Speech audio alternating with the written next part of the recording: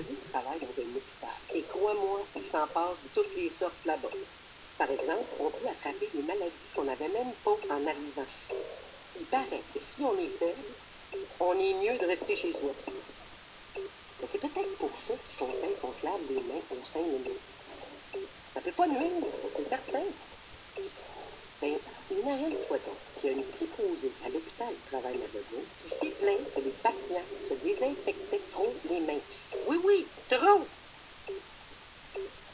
C'est que la pauvre fille était chargée de remplir les distributrices de désinfectants qu'on trouve à toutes les portes de chambre dans les hôpitaux. Et c'est bien pratique, ces trucs-là. Mais encore faut-il qu'il y en ait du désinfectant dans la distributrice. Et du désinfectant, il n'y en avait jamais au 3e étage de cet hôpital-là. Il y a eu des plaintes et la pauvre fille a été suspendue pour avoir mal fait son travail. Pourtant, elle le savait, elle, que ses tâches étaient accomplies. Après tout, elle était responsable du contrôle des bactéries dans un milieu où une simple gastro peut causer la mort d'un patient. Alors, tous les matins, elle partait avec son chariot et remplissait les distributrices à rabord. Et le matin de son congé de dimanche n'avait pas été différent. Du désinfectant, elle en avait mis dans toutes les pompes. Quelque chose. Avant, un seul remplissage par jour suffisait.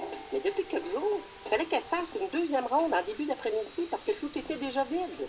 Ça lui faisait plus de travail, oui, mais c'était plutôt bon signe. Les patients et les visiteurs prenaient les mesures d'hygiène au sérieux. Alors, quand on lui a signalé qu'elle avait mal fait sa job et qu'elle était suspendue, ça l'a vraiment fâchée. Mais aussi un peu inquiétée. Parce qu'un collègue vidait les contenants pour lui faire du tort. On ne sait jamais. Alors, pour en avoir le cœur net, la fille a décidé de mener sa petite enquête. Elle s'est cachée pour observer un de ses points de distribution. Après plusieurs minutes, il n'y avait toujours rien à signaler. Pas de réponse au mystère des pompes vides. Et c'est là.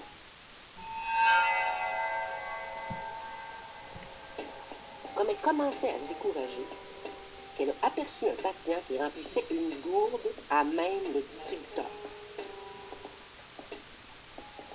Il faisait le tour des distributeurs et les vidait un après l'autre. Comme elle se demandait bien ce que l'homme pouvait faire de tout ce désinfectant, elle a continué à le suivre, discrètement.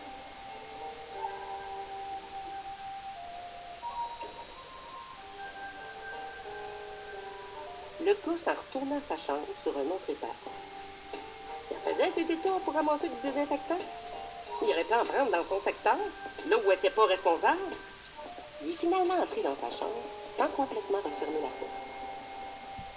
Elle s'est approchée et l'a vu boire le désinfectant à grande lampée.